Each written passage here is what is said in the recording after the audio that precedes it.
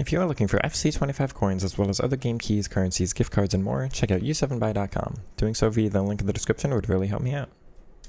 Hello and welcome to another video. This one's going to be on my 4-2-3-1 wide that I used for the past weekend league that got me, unfortunately, 14-1. It should have been 15-0. We faced a hacker in game 13 that did the really slowing your players down, and then they got a 1-0 lead and just force quit me out of the game. That was unfortunate. It should have been my first rank 1 of the year, but this is by far the most comfortable I've been in the formation. Now, I made a video on the 4-3-3-4, which should have theoretically played pretty similar to this one.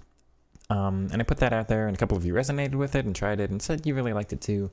I liked it for about the day or two I was using it, and I was really confident that it was going to continue working for me, and then it just broke. And I realized I really don't think the wingers, and partially the center mids, are programmed this year in a way that I'm able to use them. I think they're just horribly programmed for the attacking AI side of things. But I felt kind of bad about that one because I had to move away from it immediately. So I'm much more confident in this one, even though I was pretty confident with the other one.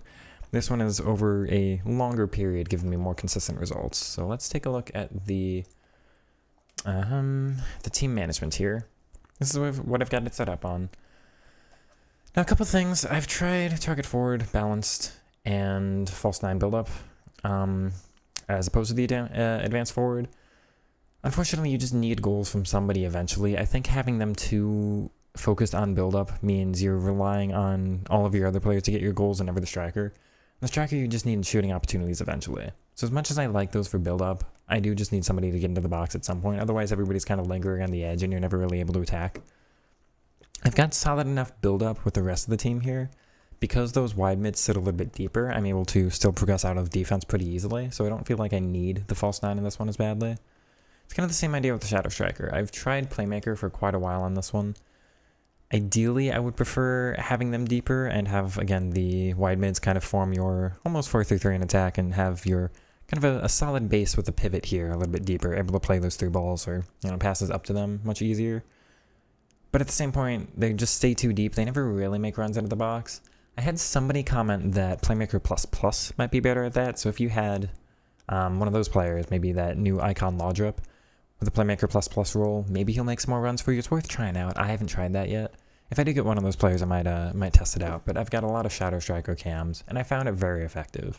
Basically trading off runs, whether the striker's going to make a run or whether the cam is.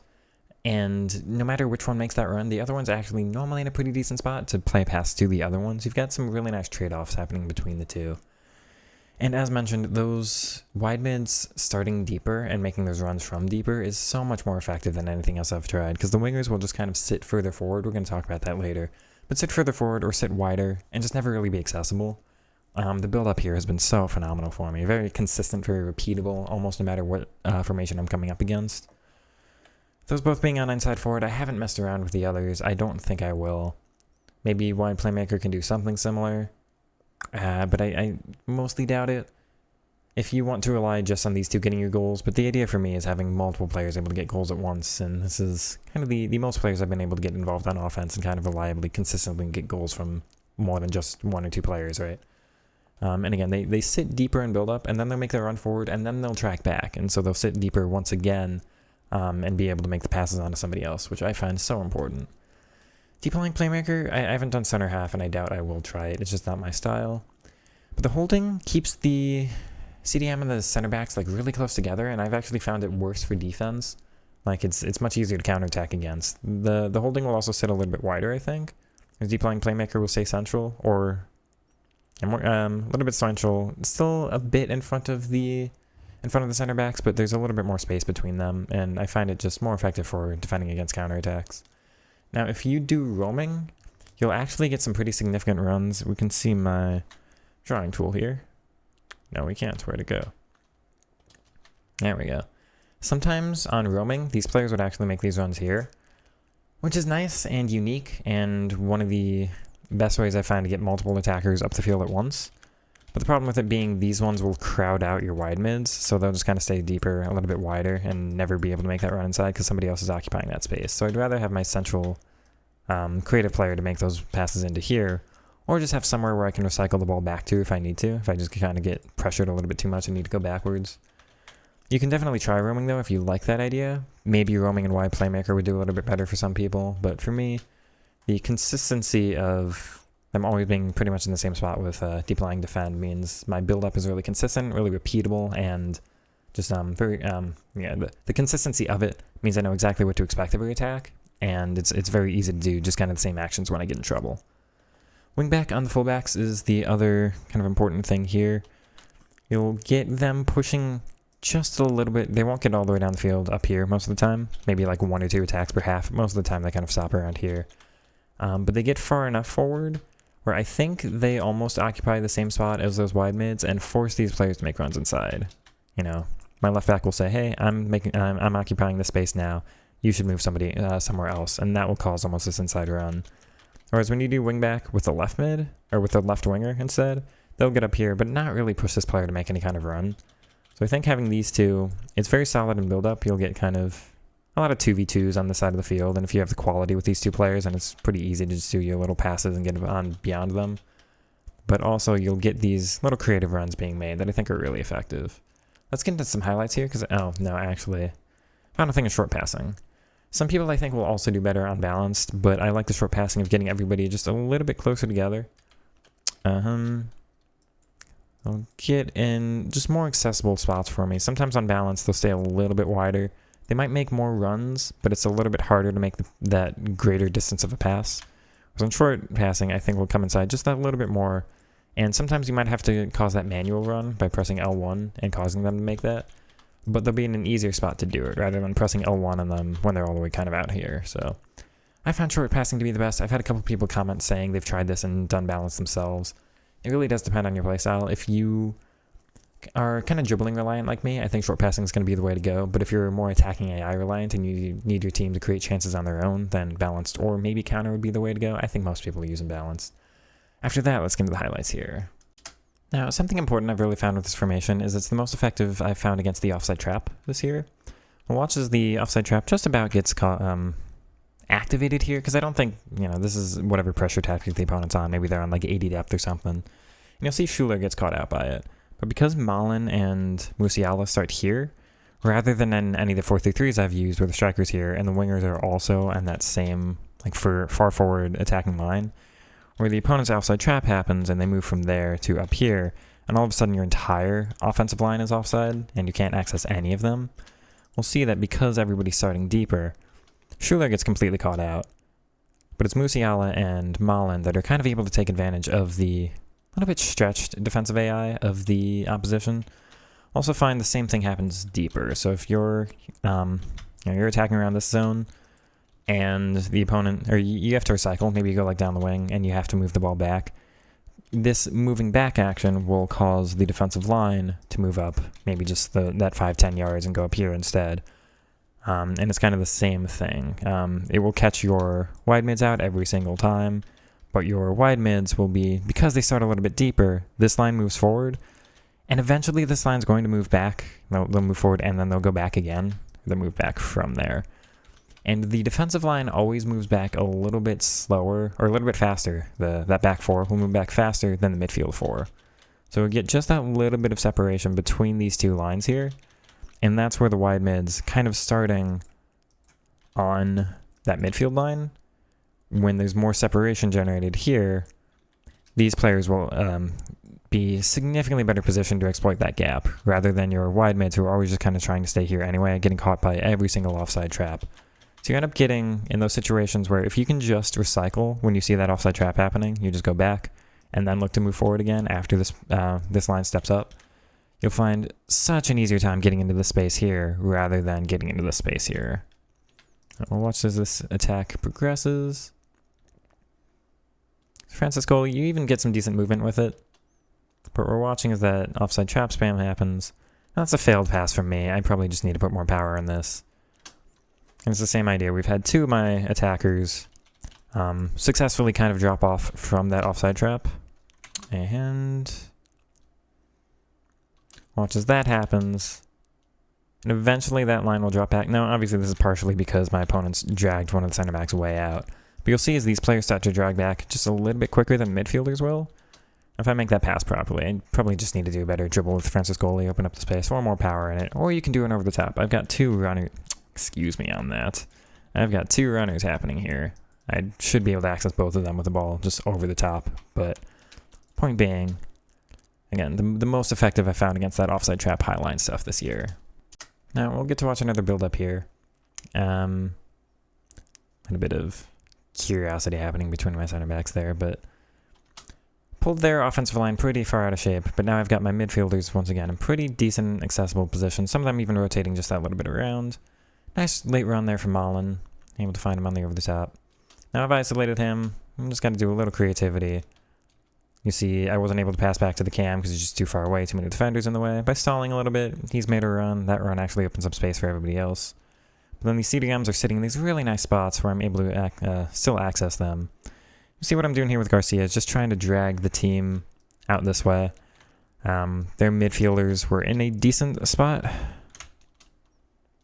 Maybe not the best spot, but you'll see how central they are. And by just walking down this way, all of a sudden, basically none of their midfielders are central anymore. And this is what I'm talking about with those deep runs. So you'll see Mullen, the benefit of sitting back here, I'll do red again.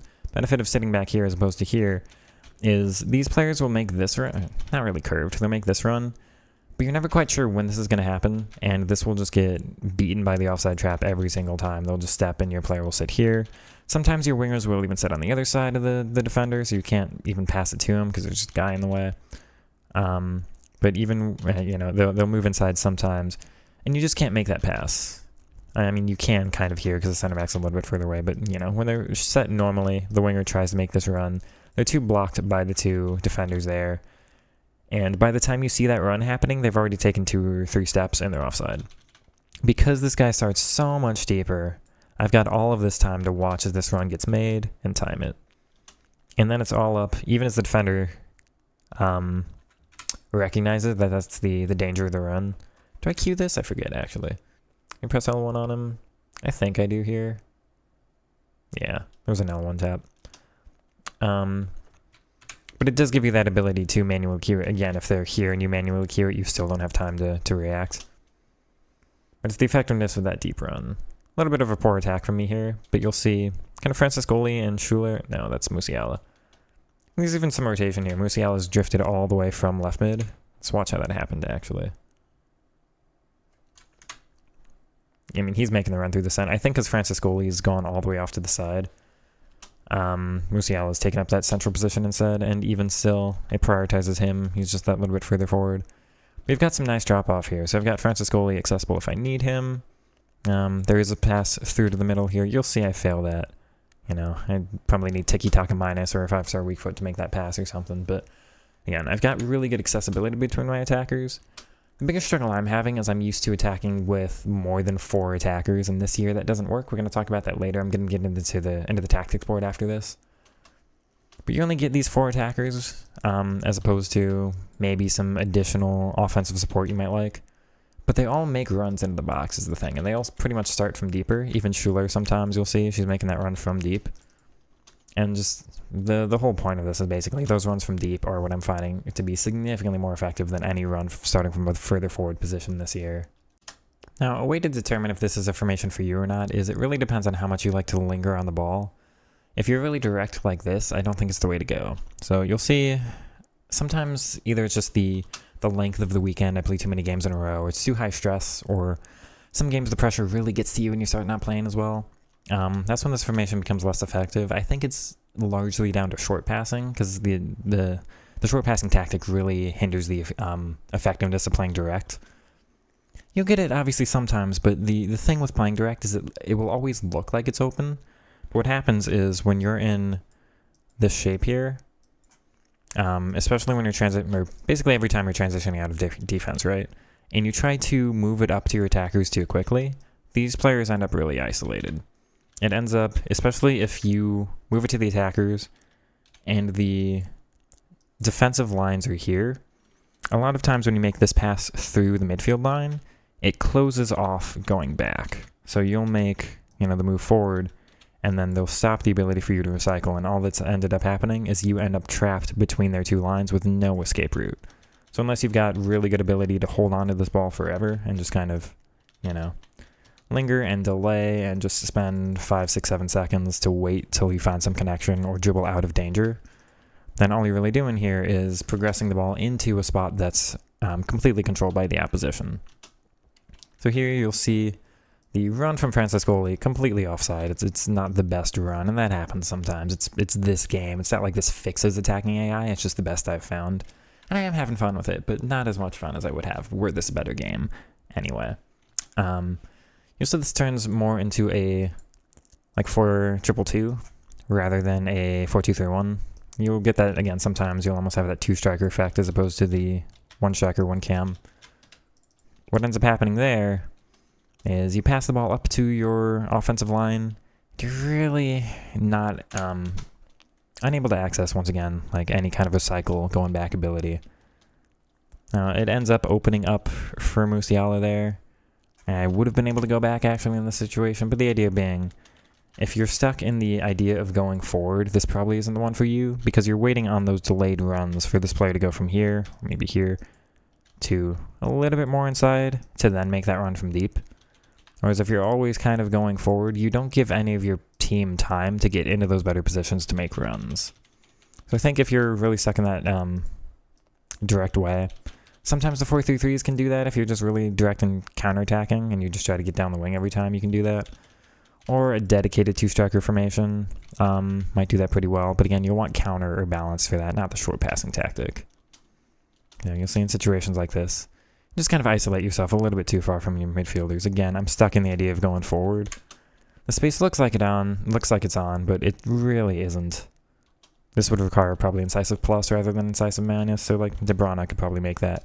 But where's the actual space here? The pocket is here. So what should I be looking to access? Little dribble there, make that pass here. This is where you'd want to go. And so again, you don't want to look always at the direct option. Your best opportunities are probably lying behind you to access going forward again.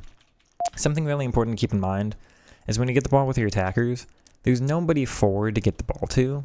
Obviously, if your cam is here, then you can get it to your striker. But point being, once the ball is as far forward as it can go, you can't pass forward again. That sounds really obvious, but a lot of people, when they do that direct thing, they'll do this, and then you might be expecting to be able to make one additional pass, and you have to wait quite a while, like an additional 4 or 5 seconds for this run to be made from deep, right? So when you get the ball forward, you're kind of locking off your ability to do much with your striker unless it's a guarantee or like a really good dribbling opportunity where you can do some kind of skill moves and get through. When you get the ball up here, you're probably looking to move back again and wait for that run, so you're just delaying once again. The benefit of holding the ball through the midfielders, and this is what you should be looking to do all the time, back to the CDMs, back to the wide mids that are staying stationary rather than the one that's making a run, or to your cam when they are staying stationary here instead of getting forward again, is you get the ball back here, and this is where you're able to make these passes to these deep lying runs. Or you have the ball back here, sometimes your cam or your striker will make that run. So most of the time you're trying to hold the ball back here. That's one of the things I need to do better with this formation, because this is by far the most effective thing. So again, when you get a little bit too tired and you start looking to only go up the field, now you need to remember hold the ball a little bit deeper, either with that midfield attacking line or the defensive attacking line, because that's when your offensive options are ahead of you and you're actually able to make an incisive pass that's that's dangerous to the opponents, rather than a pass that's just getting it forward and then you've got no options left. So same kind of idea again. Now the benefit of being direct is if you get the ball forward and the defense is compromised, then you just get a really guaranteed shooting opportunity, right? So if you're getting it forward and you might get higher quality opportunities overall because the opponent doesn't have as many defenders back, but you don't give your team a chance to actually build up, so your ability to create chances is a little bit lower as well. So it's kind of that trade-off. Do you want the higher quality chances you might actually get in behind and get a free shot, or do you want your not necessarily lower quality but like longer build-up opportunities where you have to take significantly more time to get into the box, but you're more likely to actually generate a chance out of this by just kind of recycling and finding something forward? Because in this game I was doing that really poorly. You'll see again here. Got the ball forward too quickly. Now, because there's just a defender nearby, sometimes I'll make the dribbling worse, so she registers as under pressure. She doesn't turn very well. I get, even though I do have players behind me, once again, it's the pressure thing. So defender actually does well there too. But we'll see later in this game that I'll start taking my time on these opportunities and generate higher quality success. Now, there is something lucky later in this move, so we'll acknowledge that.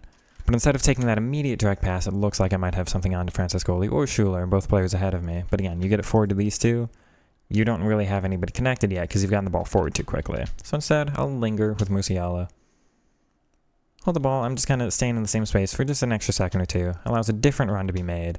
All of a sudden, Malin is getting more connected in the attack. I won't really use him this move, but he's doing something now. Look at that run, once again from deep. He's even occupying the center back. You'll see, this is pretty rare this year, but he's actually opening up a space. Now, Schuler's a little too deep this time, but like maybe a better attacking, maybe advance forward plus would get into the spot, you know, make a better run off of the teammates' run. But again, I never saw this in any other formation. It was actually like my off-the-ball player occupying somebody else and causing a gap to be open somewhere else. Now, because he runs offside, it kind of breaks it, but he's still accessible again. And again, this is my right mid.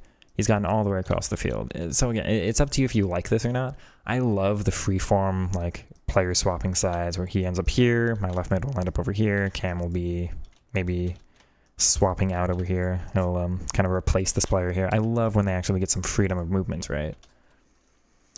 Make a little bit of a poor decision there. I'll get lucky with it in the end. Actually, twice on this move. But you can almost see again, if I linger with this instead of making the under pressure move, because this is later in the weekend league, I'm starting to get tired. If I'm holding on to it a little bit longer, I can move with him up again. That might move Sissoko out again, and then with a quick little dribble, now I'll have this passing lane open. As it is, I'm forcing a passing lane that the opponent's already seeing, and that's already closed off. So I do it well early in this move, and then I make the mistake of just going for something too quickly again. All I need to do, or I can do this with Musiala, maybe like tech with him down here, tech plus, and that'll bring Sissoko down.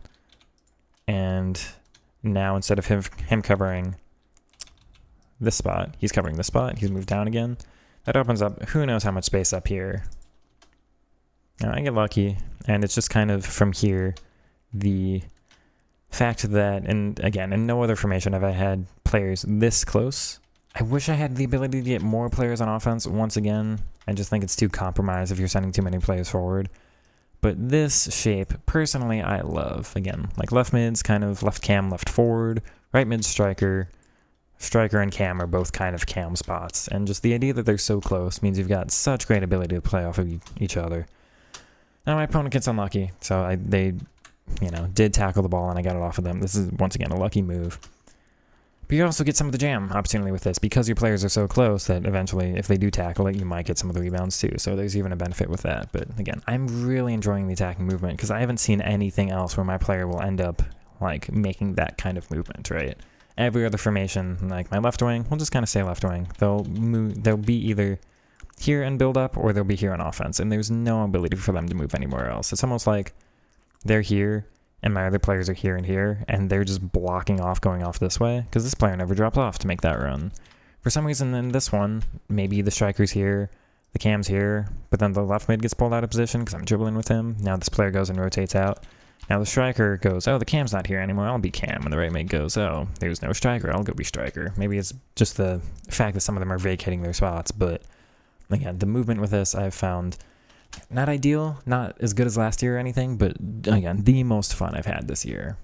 Now, we're done with the gameplay clips, and if you want to see me scoring some goals, then check out the video before this one. That was my Weekend League highlights video. I didn't show a lot of the goals because I figure most of my returning viewers will have seen that video already. But I'm also more interested in the build-up, just generally. Scoring goals will kind of eventually happen, and this game's also kind of silly with how some of the goals react. You saw most of mine were from just those runs from deep, which again, I haven't gotten out of any other formation. So that's what I think is most effective this year, is actually starting deeper rather than starting higher up. But I want to talk about my my idealized formation, why it's not working for me. So again, I like this 4-3-3 holding, or last year when you were able to actually, select it in the main menu instead, that false 9. A lot of people have asked me why I don't use the 4-2-2 narrow, as it's basically the same shape. And as somebody who's dribbling focused, the problem with this is if you start narrow, your opponent defends narrow. And so you're always getting through this shape, which means you've got almost no ability to get through anything here. Which means every time I advance down the field, it has to be with one of the overlapping fullbacks. This is basically the only ability I have to get the ball up here to just cause both of the lines to end up going this way and have any ability to get into this space, because otherwise you're stuck. Like, I'm always building up in here and just having to try and ping pong the ball back and forth, back and forth, back and forth, until eventually that run is made on, not that character, the ball, until eventually the run is made on the side and I'm able to make any kind of advancement. So it's the idea of, you know, I want this shape eventually, like exactly that front five here, but I don't want to start in that shape. I want to start that a little bit wider, because what that does to the defense is instead of being in this line, they're just that little bit more spread apart, which means when you start your dribbles, you've actually got a little bit bigger gaps to work in to get through anything. If you think about, like, Neymar has a goal for Santos where he picks up the ball here, and it's like 2010, 2011 Puskás goal maybe, where he just does this dribble from here and ends up scoring over there. The Ankara Messi goal is the same from out here. He's doing all of this, basically, right? A lot of my favorite dribbles in real life, a lot probably of yours, are going to be from these wider positions, either out towards the touchline or in these half spaces. Half space, to reiterate, is... You've got the wing here, you've got the wing here. That's the center of the field. Half space is going to be here and here. This is where you want most of your dribbles to come from. This is really the most effective spot on the field. The center's there's just too many options to keep around you. In FIFA it's different because you have eyes on the field everywhere, but like in real life, you don't want the ball here too much because then it's just, you're looking 360 all the time all around you. Here is, the touchline is just an extra defender, so you're a little bit limited there. Half space, you've got the ability to go out wide, but also the really dangerous cut into the center. You want to be getting into the zone rather than starting there most of the time. But the idea of kind of starting wide, moving through the half spaces, and getting through the gaps that are caused by you starting wider and the opponent having to defend wider. Again, their line is like this. That's the idea. That's this shape. They're that wide as opposed to like that wide, starting much more narrow to cover your narrow formation. That's the idea. You just get much more space to actually cause all of your dribbles. But the problem this year that I'm finding with the wingers is these are probably the worst coded positions in the game, followed by the center mids. We're going to talk about all that. But they start wide here, and they're on the fullback every time, which means my build-up has no ability to get to them from the center. You can kind of get to them from the wingback, but you have to do a lot of pressing R1 on this player to get them to come back. So I'm finding basically every build-up I have... Maybe these players get a little bit further forward. You're either kind of limited here, but it's really hard to get the ball back through the center, or you've got the ball in the center with these four players, and that's it. There's no ability to extend to those wingers at all. And eventually, once you move down the field, if I'm trying to call something like this shape, well, you saw all the free roam movements from Malin. We talked about it. He's starting out here. Maybe it's his plus role or something, but he's starting in this space. He ended up in that left forward role a couple times. I never, ever had that with any of my wingers. They've got no ability to go through each other. Maybe it's because the false 9 doesn't drop off as effectively, so they can't really get in through there. But again, I wasn't on false 9 I was on advanced forward for a cam and a striker. Don't really know what it is. For me, it's just that the wingers are coded poorly. They're coded to just be here, or be out here sometimes. But on offense, they'll move into just kind of maybe just inside the fullback, sometimes even still on the opposite side, which is really frustrating because, once again, no ability to get the ball to them whatsoever. But because they're always so tight to one of the defenders, you get it to them, there's no dribble. You know how effective tackles are from behind this year? But you're always receiving the ball under pressure. You've got to make sure you've got a perfect first touch, which, again, this year you never do. And they're just completely inaccessible.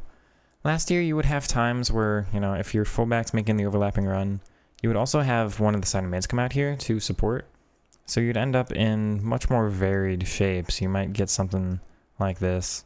I even had this sometimes. I'd maybe end up like that. And then you've got this really effective run from deep. Well, this run is never made this year. The center mids don't do that. Again, we'll talk about that. But I'm so frustrated. There's no ability for them to make that move. But again, there's no ability for any of these players to make any of these movements. So you get the ball too out wide. And there's no accessibility, there's no support for you, you're just stuck. Because this player, instead of coming out to support, if the ball's on that fullback, they don't go out there, they'll stay here. Which means you have to dribble just to connect to get into a passing lane to get back there. And even if you do that, your winger's still just pretty inaccessible there. You've got to wait for the right offside trap to happen, where they end up stretched, or your opponent to actually control one of these players and just create a gap for you. So you're really stuck just doing these little lingering dribbles with this player, taking the ball here like 5, 6, 7 seconds, just running around in circles, hoping that the opponent gets frustrated, selects this player, and moves out like that. And even during those offside traps, if the offside trap is, say like 10% of the time, you might get where like they'll move up and then they won't quite track back correctly. So you might get the winger to just kind of sit here in the right spot and be accessible to pass to. But the other 90% of the time, the winger won't read the offside trap. And so you'll just get basically your whole offensive line offside. By the time they move back here, these players start dropping and then they'll immediately move up again. We saw the effectiveness of the wide mids being that when these players moved up, well, this player is normally starting from deeper. So when they do that offside, this player is going, actually, here's the space I can run to. And you see them make 4 or 5 steps here where you can actually predict that run happening or see it happen and make the pass there. But again, that's the 4-2-3-1 as opposed to my 4-3-3-4 or 4-3-3 holding. Get back in shape there. And the other frustrating thing, so we're talking about the wingers here. The other thing is the center mids just aren't programmed like they were last year. Again, I would have them sometimes move outside to be accessible. I would have them sometimes move a little bit more directly to the center. Anytime one of my players would drop off, though, they would make a run on the other side. If there's a gap here, then you'd have this run through the middle. Sometimes they would move outside like that. And again, I had some serious fluctuation. It didn't happen a lot of the time, but sometimes you'd have even...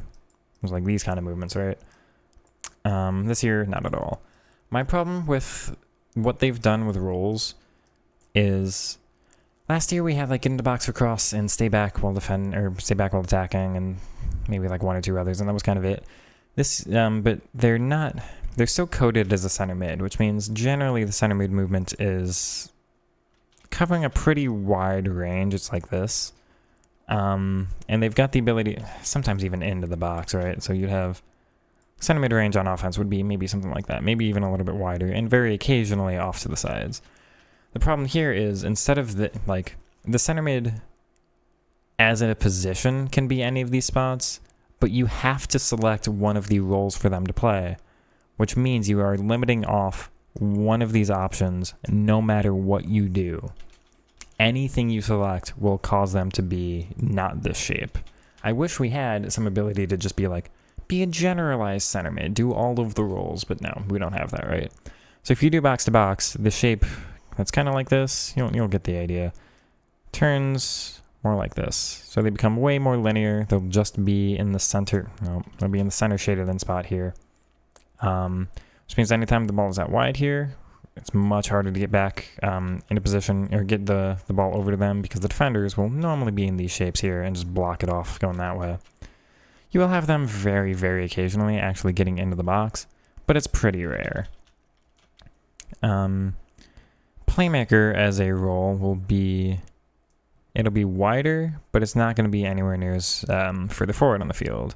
So you'd hope that, at least when you get the ball out here, you might have an ability to get the ball here if the center mid moves out wide, so you've got some better recyclability. But they never get forward into the box to make any of those runs, which means you're basically relying on getting the ball back here and hoping you've got a through ball from deep, which, again, would be great if the wingers ever made any kind of useful run, which they don't, as we've been talking about. So you get the ball here, and you're just stuck again. You're too deep to make any kind of dribble or make any real connection. Normally you're just blocked off by the whole midfield line of the opposition, like that. And you're stuck again. We'll have... Playmaker roaming is also that wide one. I think Playmaker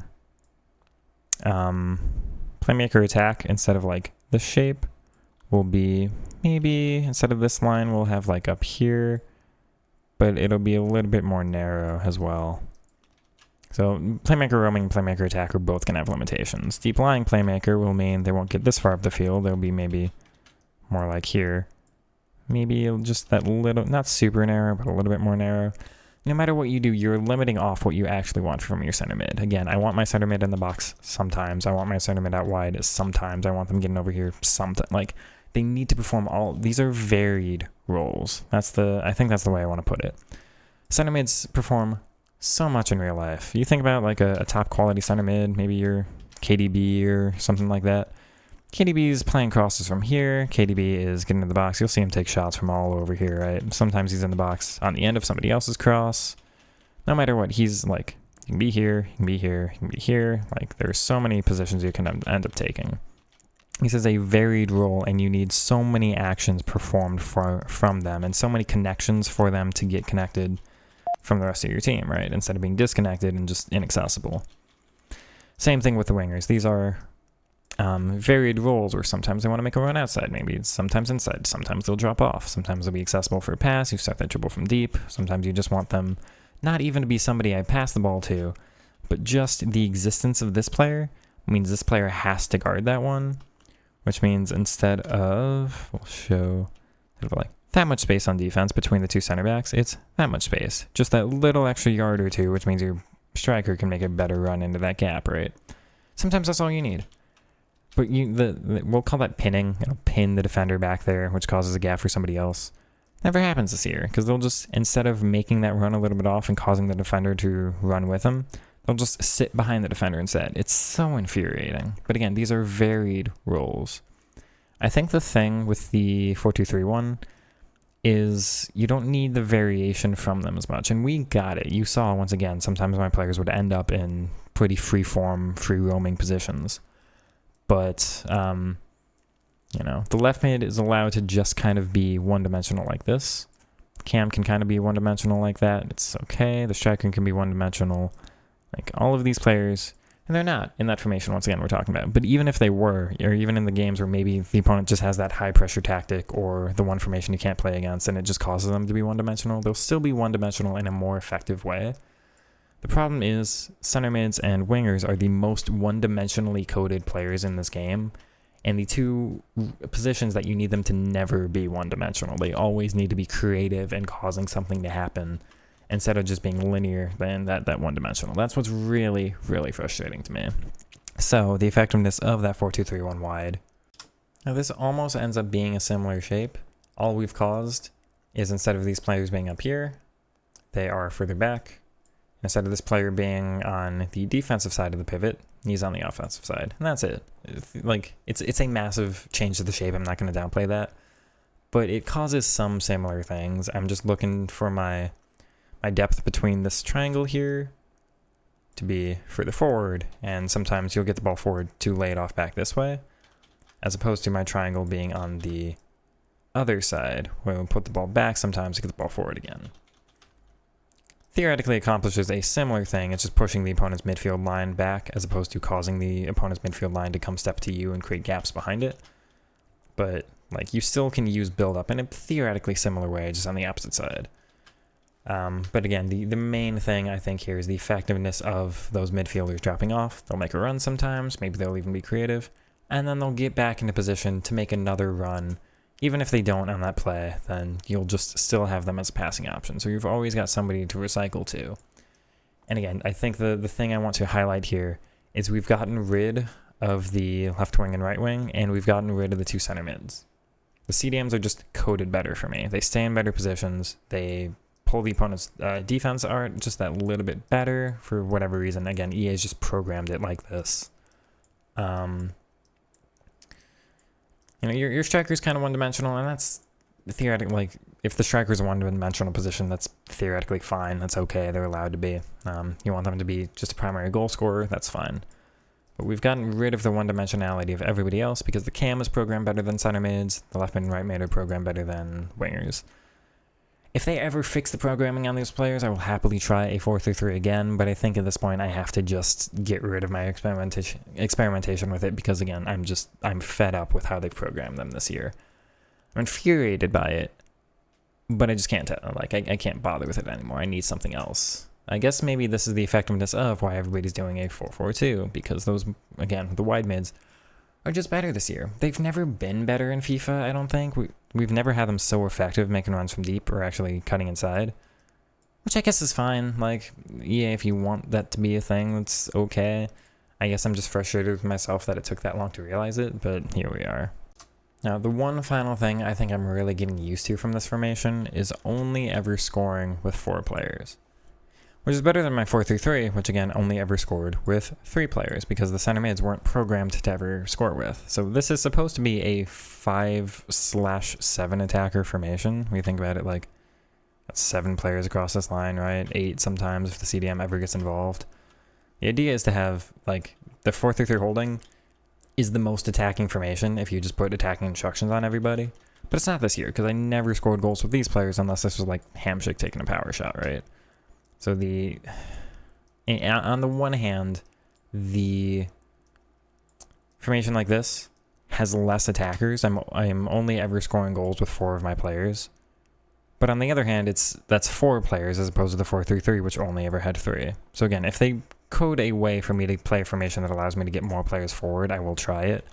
But for now, I'm just getting used to my kind of more limited attackers who make such better attacking movements.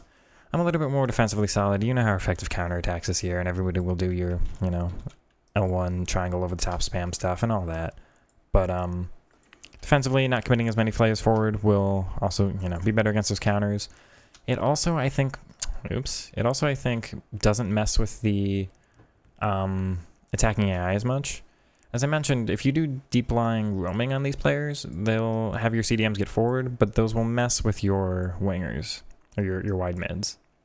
The more players you get forward, I think, in that 4-3-3, like if this player tries to get forward, he's messing with the attacking AI of everybody else. Last year, again, that would be fine, because you just have some pretty creative movement to happen. But this year, any additional players you get forward just causes, I think, everybody to be more stationary. Now there's no room for this player to run through. As opposed to like predicting this run, like, oh, this player's making this run, let me do something creative. No, it's just, oh, we're all going to crowd each other, we're all going to be stuck here. And now, excuse me again.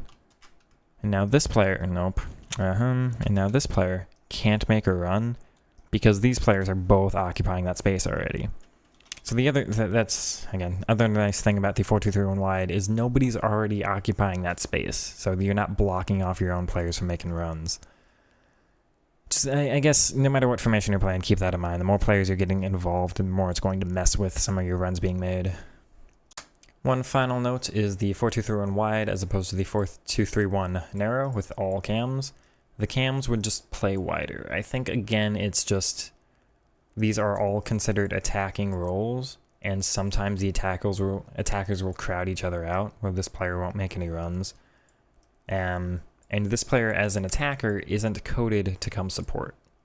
I think they're just coded to be in an attacking role, and they won't do anything useful on offense until that gap opens up again. So the idea being, instead of having all attackers, you've got some midfielders, is even when that attacking space is crowded out, they provide much better support for you to make the ball, make the pass backwards, as opposed to when they're all coded as just attackers, they never support. So I've done that 4-2-3-1 narrow, and it works just as effectively against opponents that are more defensively open. But when they've got that high press and you can't play through it, then you've got no support to get back to. So final point then here will be defensively. I'll line up in this shape here. Now again, I'm used to my 4-3-3 holding, which has technically more defenders. Although in a sense not, because your wingers are never, the wingers are never involved in that formation. So sometimes you've only got 6 defenders, but sometimes you're able to involve your attacking midfield line and have them be involved in defense as well. So you've got better ability to select one of these players and just sprint with them backwards and get them involved to help you out numerically in defense. But sometimes you will be a little bit stretched and there'll be gaps here. So it really depends on how good your ability is to buy time with these players to allow yourself to select somebody else and pull them back into shape. That's also one of the downsides of Shadow Strikers, the cam, is if this player is getting forward all the time, you will leave a bigger gap in the midfield and just need to trust yourself defensively a little bit longer to delay to allow a player like that to get back. But the build-up out of this is so phenomenal because you've always got some connection, as opposed to these players being too far forward already to make any kind of pass to them there. But yeah, I think a lot of you might be a little bit more used to defending with only 6 real defenders than I am, so it's not that big of a deal in the end. It's just really making sure these two are maintaining their shape. You can't stretch anybody out of position, because you pull this guy out wide, now there's way too big of a gap in the middle, and it's too easy to play through. You're really kind of maintaining shapes. until you're able to maybe create a advantage somewhere, where the opponent's like, oh, I can't really play through this, I'm going to turn back, and that's where you select somebody like this, get them involved, and now you've got way too many numbers back there. I didn't really have any trouble against any 4-4-2 I played against this weekend. I think the shape was just solid enough, especially because the 4-4-2, the center mids don't provide anything really on offense, which means there wasn't really space for anybody to get into here. The most trouble I had was a 4-3-3-4. It's a very similar shape to mine, but again, we're talking about how I think CDMs are better than center mids in terms of coding, and same with wide mids over wingers. But they did kind of have that numerical advantage in the midfield because instead of the CDMs, which would be a little bit further back, it's center mids. I think that just ends up creating this 2 versus 3 shape, so they kind of overwhelmed me numerically in the midfield there. But they still really never had any ability to get in behind. So maybe we'll be weak against another 4-2-3-1-2, where you've got the more effectiveness of runs from behind. But again, the 4-4-2, I never had that problem with that player making that run there. So it depends, and you know, there's some more testing for me to do. But the only trouble I really had was this shape, and I just couldn't press them at all in the midfield. It was always too long to drag this guy back to get involved there, just because they've got their players so close in the shape here. But that really just meant my opponent exerted a lot of control and had a lot of possession here. Not that they had any real massive attacking threat. So that was the biggest struggle I had this year. I also played really direct against this opponent for the first half, and as soon as I started playing more possession-based, I controlled the rest of the second half and just kind of blew them away. But I struggled. It's like, oh, there looks like such a great gap here because they've got so many players forward. And I would get the ball forward and just kind of lose the ball in this space every time. As soon as I actually worked the ball forward, it allowed me to get players involved here. And the center mids, instead of CDMs, never got back as far. So I ended up just getting my players in really good positions when there's too much of a gap between their midfield and their defense. There was just so much space for me in there. But it took me just maybe 10 extra seconds every build-up to hold on to the ball just that little bit longer to allow time for these players to get from here into there.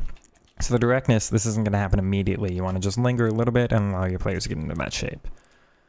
Hopefully this video was good. This is a little bit of a long ramble, I think, for the tactics video, but we're at the end here. If you do have any comments about this, let me know. I'm definitely curious if any of you end up testing this out. If you do like it or you don't, let me know. I'll happily respond to any feedback you leave me. But yeah, we've got some tutorials I think coming up this week. I'll try to do another dribbling one because we've had some changes with some recent patches, and I'll try to do a defensive one. But yeah, once again, like, comment, subscribe, any of that good stuff if you did enjoy, and I'll see you in the next one. Take it easy, everybody. Peace.